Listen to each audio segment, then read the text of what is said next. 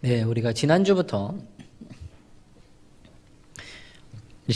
우리 레위기에 기록된 정결법을 함께 나누고 있습니다. 레위기 11장에서는 먹을 수 있는 음식 또 먹을 수 없는 음식을 구분하여서 말씀해 주시는 본문을 보게 되었고요. 이 제사법에서도 백성들이 먹을 수 없는 부분들을 이야기를 했지만 이 정결법에서는 그보다 좀 더 광범위하게 먹을 음식들을 그 원칙을 이야기를 해주고 계신 것이죠.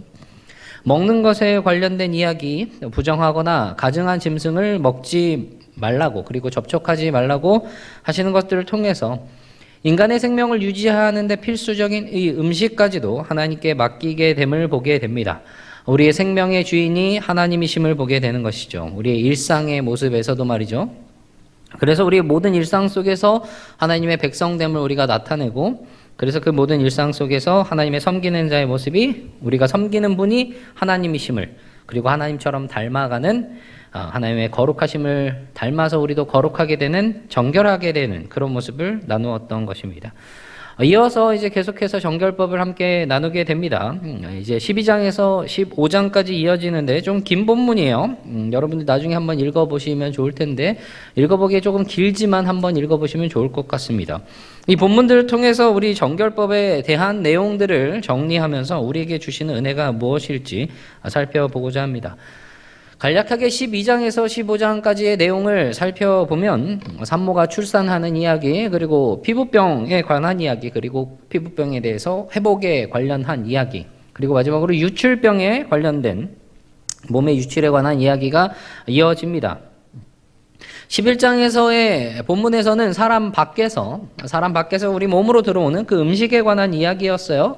그것을 통해서 부정을 초래하는 것을, 그런 경우를 보게 되었던 것이죠. 12장에서 15장까지의 내용은 방금 나열한 것들의 그 오염의 근원이 밖에서 오는 것이 아니라 이 사람의 내적인 요소예요. 몸에서 나오는 것들이죠. 이런 것들을 통해서 이 정결법들에 대한 부정과 정결에 대한 이야기를 함께 보게 됩니다. 여러분, 이제 내일부터 또 방역 지침 하나가 변경이 되죠. 마스크, 실외에서 마스크 착용이 해제가 된다고 합니다. 몇 주 전부터 우리가 거리두기가 해제가 되고 이제 점점 회복되어 가는 모습을 보게 돼요. 그래서 이제 다음 주 어린이 주일 연합 행사도 야외에서 이렇게 할 수 있게 되는데, 한두 달 전 정도만 해도 코로나 확산세가 상당했습니다. 정말 우리 많은 분들이 코로나에 확진되거나 격리되었었어요. 우리 청년부들 중에서도 확진되어서 격리되거나 아니면 가족들 중에 확진된 분이 계셔서 격리했던 분들이 있었을 겁니다. 여러분, 격리하신 분들은 알 거예요. 어려움들이 참 많습니다. 물론 휴식의 기회가 있었던 분들도 있어요. 잘 쉬었다 이런 분들도 있었거든요. 그렇지만 나가지 못하고 우리 사람들을 만나지 못하고, 물론 배달은 가능하지만 내가 가고 싶은 곳을 가지 못하는 그런 일들이 있었습니다. 확진된 분들은 또 코로나로 인해서 확진되어서 굉장히 아프기까지 했었어요. 아픈 것도 아프고, 이 외부로 나갈 수 없는, 특히 가족들 중에서 혼자만 걸렸거나 아니면 혼자만 안 걸렸을 경우 거기에 따른 어려움 그리고 외로움도 있었을 겁니다.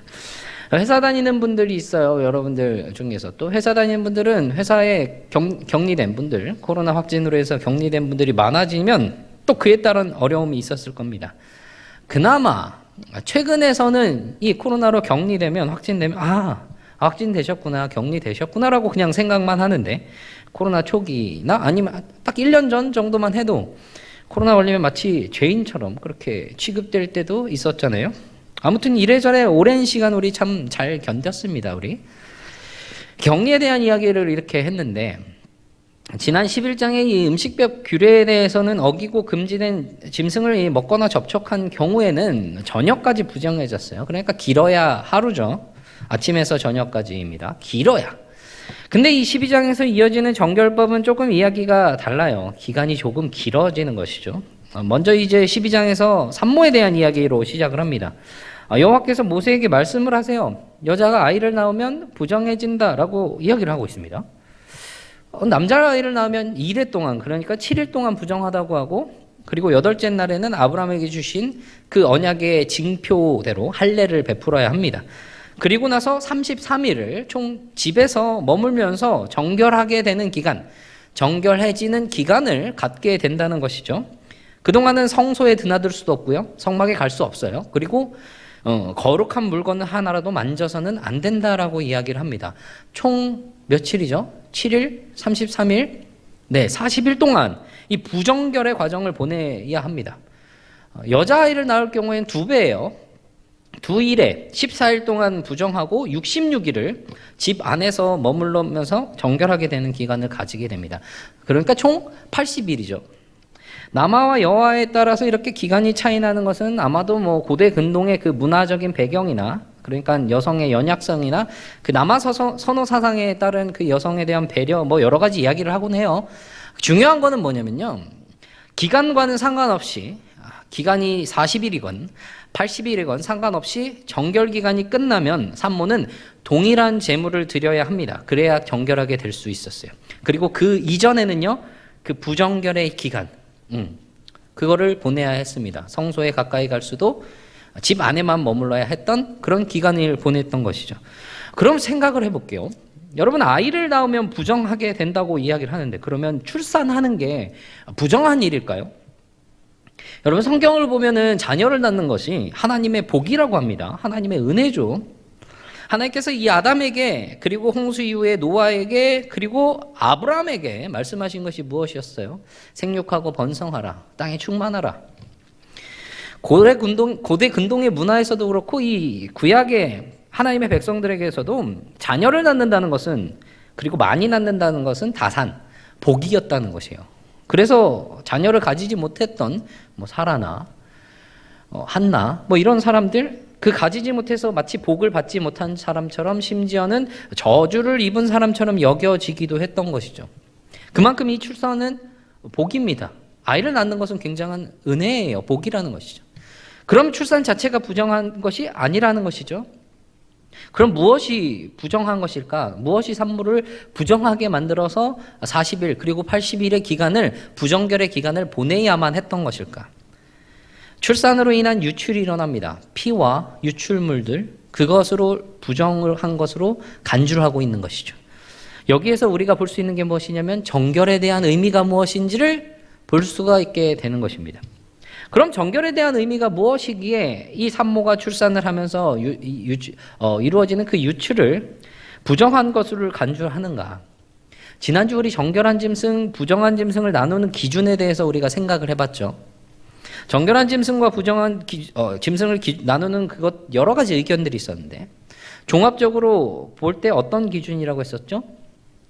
생명, 그리고 죽음, 거기에 온전함과 불완전함. 그러니까 정결과 부정을 나누는 기준이 그것이 된다는 것입니다. 생명, 죽음, 거기에 온전함. 출산을 하게 되면 먼저 유출되는 게 무엇이죠? 피입니다. 피는 무엇이라고 합니까? 무엇을 의미한다고 했어요? 노아에게 하신 말씀이 있습니다. 창세기 9장 4절에 이었는데, 그러나 고기를 그 생명되는 피째 먹지 말 것이니라. 생명되는 피라고 말씀을 하십니다. 그리고 이어서 5절에서 피를 흘리게 될 경우를 이야기를 하시는데, 내가 반드시 너희 피, 곧 너희의 생명의 피를 찾으리니 라고 말씀하시면서 5절 마지막에 그의 생명을 찾으리라. 그러니까 피, 곧 생명이라고 이야기를 하고 계셨다는 것이에요. 피는 생명이라는 것입니다. 그러니까 피를 흘린다는 것은 무엇을 흘린다는 거예요? 생명을 흘린다는 말이 된다는 것이죠. 그리고 몸에서 유출되는 것, 정결은 온전함의 개념이라고 했습니다. 부정은 그 반대 개념이라는 것이죠. 몸에 유출물이 빠져나갔다는 것은 온전한 상태에 있는 것이 아니라는 것이죠.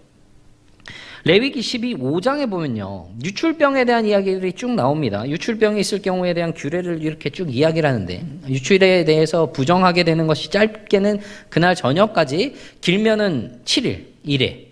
그리고 장기간으로는 유출되는 기간 내내 부정하게 됩니다. 그러니까 이런 유출물에 대한 것도 그와 관련된 것이라는 것이죠. 온전한 상태가 아니라는 거예요.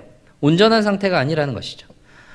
출산은 유출병과 다르게 그 자체가 질병이 아니에요. 질병이 아니죠. 물론 레위기 15장에 있는 그 유출도 다 병은 아닙니다만, 어쨌든 유출하기 이전의 상태로 회복되기 전까지는 온전한 상태가 아니라는 것이죠. 온전한 상태에서 빠져나갔기 때문에 다시 채워지기 전까지는 온전한 상태가 아니라는 거예요. 그러니까 정결에 대한 의미를 생각을 해보면 생명과 죽음, 거기에 온전함의 개념, 그러니까 피와 유출물이 유출된다는 것, 결국은 죽음과 연관이 되어 있다는 것을 보게 된다는 것입니다. 여러분, 출산이 무엇이죠? 생명이 태어나는 그 귀한 자리예요. 그 귀한 자리에 어떤 일이 일어나느냐? 생명이 나타나는 자리에 생명을 걸고 있는 모습을 보게 됩니다. 생명이 태어나는 그 귀한 자리에 생명을 걸고 있는, 생명을 걸어 생명을 내어놓는 그런 모습을 보게 되는 것이죠. 여러분, 무엇이 떠오르세요? 생명을 주시기 위해 생명을 주신 분 누구시죠? 우리 주님께서 우리를 죽음에서 생명을 건져주시기 위해서, 우리에게 생명을 주시기 위해서 생명을 주셨습니다. 그 생명 주신 사랑을 우리가 보게 되는 것이죠. 사실은 그래서요, 그 사랑이, 그 은혜가, 산모가 이 정결하게 되는 기간에도 은혜가 있습니다. 아들의 경우 40일, 딸의 경우 80일을 집 안에만 머물러야 한다고 이야기를 했습니다. 그렇게 머무는 동안 회복의 기회를 얻게 되는 것이죠. 회복의 시간을 얻게 되었다는 것입니다. 단순히 출산한 산모가 부정하다고 하여 아예 구분해버리는 것이 아니라 아직 온전하지 못한 상태이기에 정결해지는 그 기간을 주고 그 생명을, 그 온전함을 회복할 수 있는 시간을 주고 있다는 거예요. 거기 안에 주님의 사랑이, 그 은혜가 담겨져 있는 것이죠. 그러니까 정결에 대한 의미는요, 의학적인 개념에서 접근하는 것이 아닙니다. 제의적인 측면에서 접근을 하는 것이에요. 제사와 관련되어 있다는 것이죠. 하나님을 섬기는 것에, 하나님께 예배하는 것에 관련되어 있다는 거예요. 제사 드리는 것에. 13장과 14장에 보면 피부병에 대한 이야기가 나옵니다. 출산과는 조금 다른 개념이죠. 출산은 병이 아니죠. 근데 13장, 14장에 나오는 이 피부병은 병입니다. 히브리어로 짜라트라고 해요. 개역개정에서 보면 나병 같은 것이라고 번역을 하기도 하는데, 광범위하게 보자면 악성 피부병입니다. 악성 피부병. 굉장히 심각한, 사람이나 혹은 사람의 옷, 심지어는 집의 표피 같은 데에도 이렇게 발생하는 여러 증상들을 성경에서 이야기를 하고 있어요. 13장, 14장에서. 보면 해로운 것, 악성, 전염성, 심각한 피부병이나 곰팡이, 이런 것으로 번역을 하고 있습니다. 짜라트라는 것을. 이 피부병은 그런 것을 여러 가지 이야기를 13장, 14장에서 이야기를 하고 있어요. 나병이라고 번역을 하고 있는데, 우리가 흔히 알고 있는 나병, 한센병과는 조금 다른 차이가 있습니다. 아마도 여기에서 이야기하고 있는 피부병은 조금 피부가 변형이 되는 백선이나 백반 같은 것들을 이야기를 하는 것일 텐데, 그리고 거기에서 파생되는 여러 가지 피부병들을 이야기를 하는 것 같아요. 어쨌든 이 피부의 질환을 왜 부정하게 여기느냐, 왜 피부병을 부정하다고 이야기를 하고 분리를 시키느냐. 피부가 이 살갗을 변형시키고 하얗게 덮고 있는 모습이 마치 죽은 것과 같다고 여겼던 것이죠. 죽은 것과 같다고 여겼기 때문이라는 거예요. 민수기 12장에 보면요, 미리암이 이 모세를 비방하는 모습이 나타납니다. 그래서 벌을 받아서 나병이 걸려요. 눈과 같이 되었다고 합니다. 그때 아론이 모세에게 여호와께 간구해달라고 하면서 이렇게 말하는데, 민수기 12장 12절이에요. 그가 살이 반이나 썩어 모태로부터 죽어서 나온 자 같이 되지 않게 하소서. 그러니까 무슨 말이에요? 마치 시체처럼 여겨진다는 거예요. 죽은 것처럼 보인다는 것이죠. 어떤 의미로 볼 수가 있어요? 죽음에 대한 의미. 그래서 부정하다라고 이야기를 하고 있다는 겁니다. 그래서 피부병에 걸렸을 때요, 이제 이들을 제사장들이 신중하게 살펴봅니다. 판단을 해야 돼요. 판단하기 어려울 때는 보류를 했다가 또 다시 나중에 시간을 두고 살펴봅니다. 또 살펴보고. 이유가 있어요. 굉장히 신중하게 보아야 할 이유가 있는 겁니다. 오늘 우리가 읽은 본문을 함께 볼게요. 13장 45절, 46절.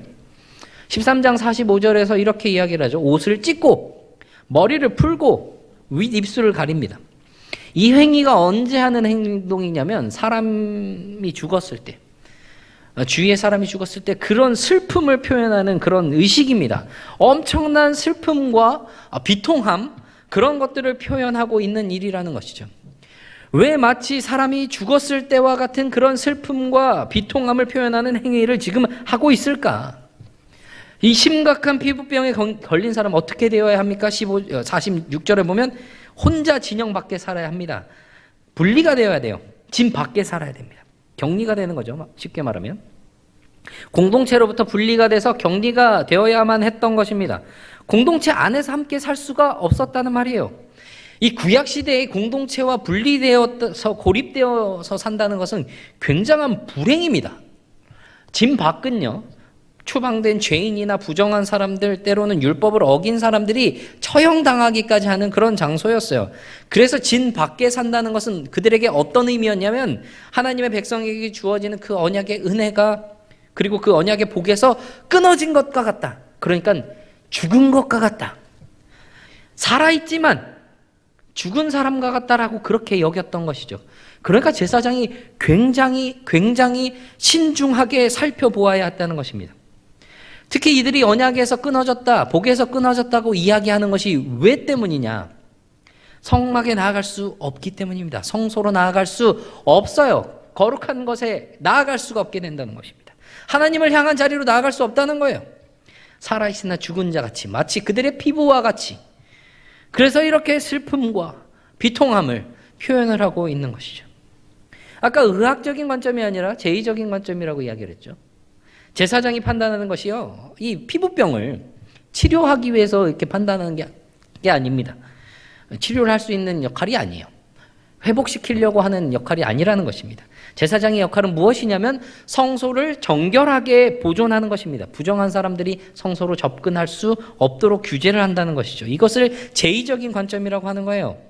그래서 이것으로 인해서 그럼 이들을 공동체부터 격리를 했느냐? 거기에 또 이유가 붙여집니다. 제사장에 의해서 부정하다고 여겨진 이들이 외치는 소리가 있어요. 45절에 보면 입술을 가리고 외쳐요. 무엇이라고 외치죠? 부정하다, 부정하다. 자신들의 부정함을 외칩니다. 왜 그럴까요? 오지 마. 난 부정해. 지금 나 부정하다고 판단을 받았어. 나에게 오지 마. 왜죠? 전염이 될 수 있으니까. 옮을지도 모른다. 그런 사실을 자신들에게 오는 사람들에게 그 부정하다는, 옮을 수도 있다는 그 사실을 외칩니다. 알려요. 전염의 위험이 있어서 이 공동체를 위협할 수도 있는 그 피부병으로부터 공동체를 보호하고자 하고 있는 것입니다. 그러니까 이들을 공동체로부터 격리하는 것은 그 이유 중에 한 가지는, 첫 번째는 성소를 부정으로부터 보호하고, 또 하나는 이 공동체의 유익과 그 안녕을 위한 부분이 있는 것입니다. 공동체를 질병으로부터 보호하기 위하였던 것이죠. 그럼 이 격리된 사람들은 어떡할까요?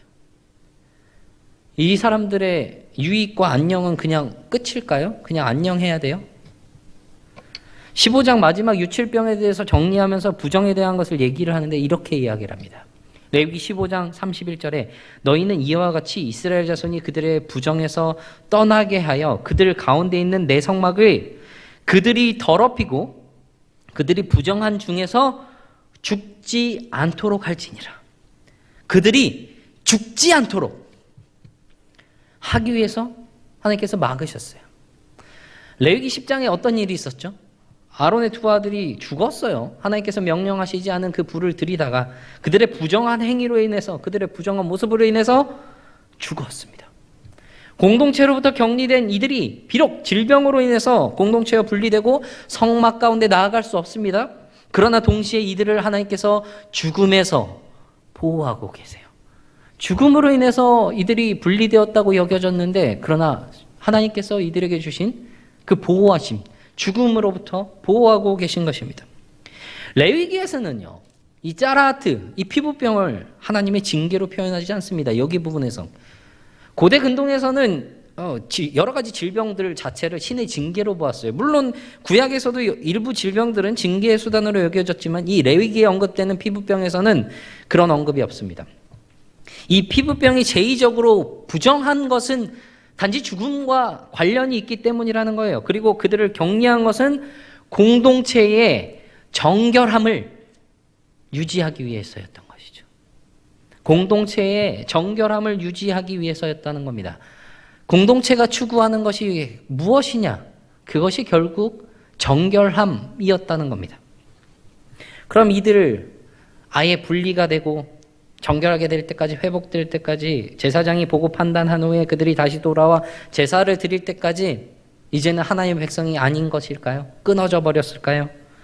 열왕기하 7장에 보면요, 진 밖에 있는 나병 환자들과 관련된 놀라운 장면이 하나 기록되어 있습니다. 열왕기하 6장에서부터 이어지는데, 사마리아에, 이 북이스라엘의 사마리아가 아람 군대에 의해서 포위를 당합니다. 포위를 당해서 먹을 것이 점점 떨어져 가요. 그래서 사람들이 잘 먹지도 않는 그 나귀 머리라든지 아니면 비둘기 똥이라든지 이런 것들이 정말 가격이 엄청 올라갑니다. 그런데 심지어 두 여인이 막 싸우고 있어요. 한 여인이 다른 여인을 향해서 뭐라 그러냐면, 어제 내 아들을 먹고 내일은 너의 아들을 먹자고 해놓고, 그래서 어제 우리 아들을 먹었는데 왜 오늘 너의 아들을 숨겨놨냐? 왕에게 막 하소연을 하고 있는 것이죠. 왕이 그것을 보고 옷을 찢고 막 비통해합니다. 어떻게 이런 일이 있을 수 있냐고. 그런 상황에서, 이 처참한 상황에서 성 밖에 나병 환자 4사람이 있었어요. 이 나병 환자 4사람이, 이 사람도 굶주려 있죠. 그러다가 서로 말하는 거죠.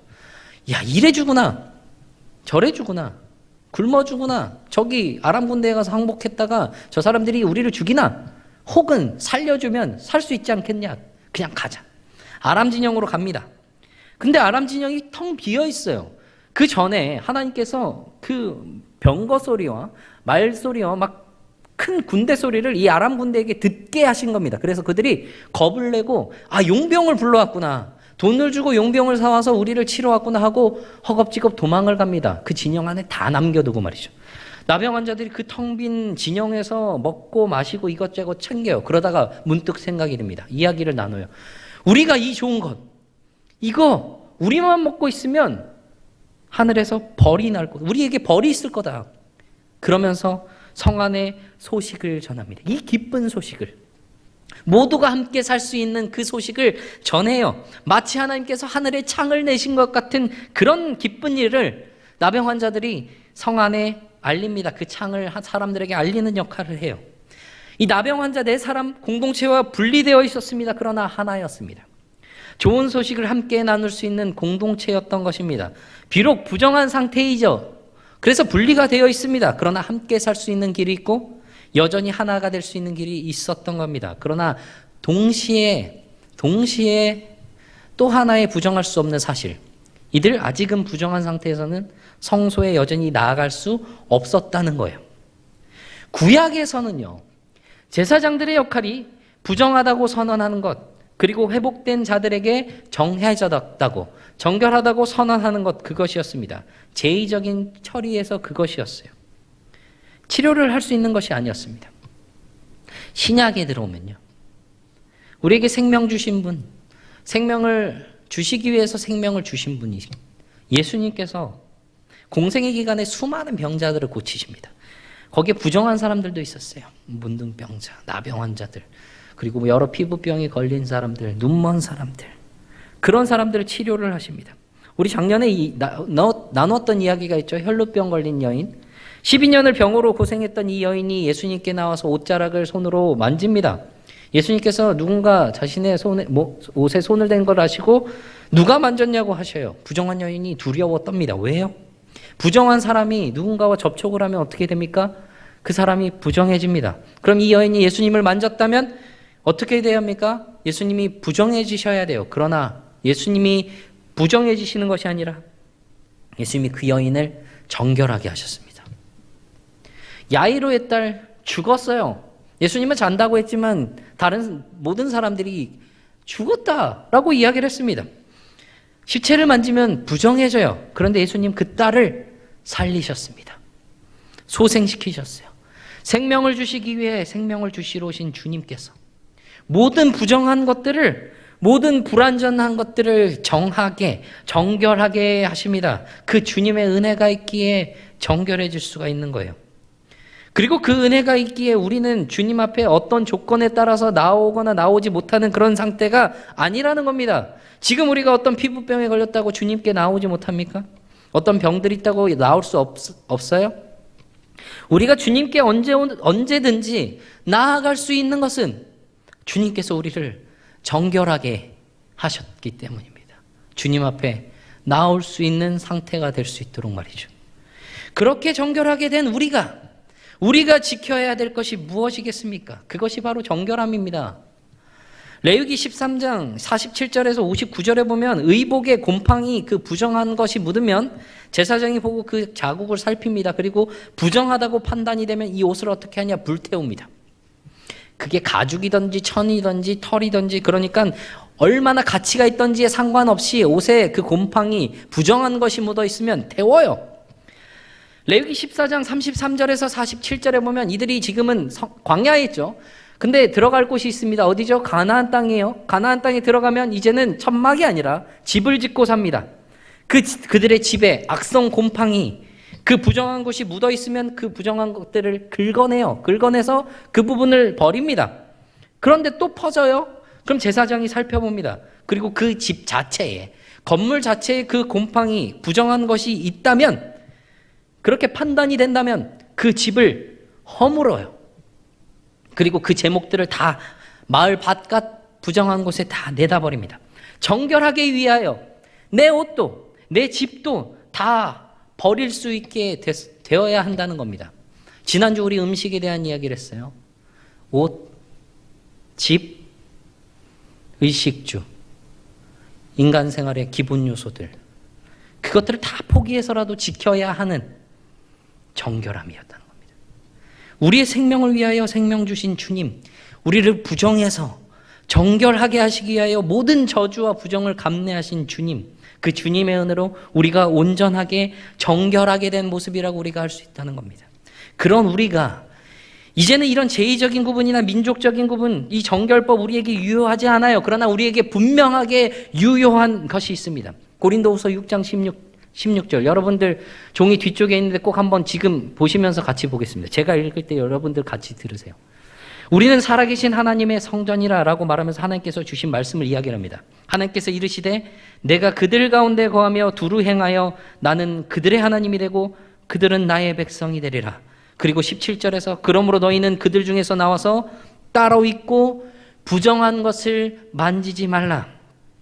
우리에게 유효한 정결법 이어지는 고린도후서 7장 1절입니다.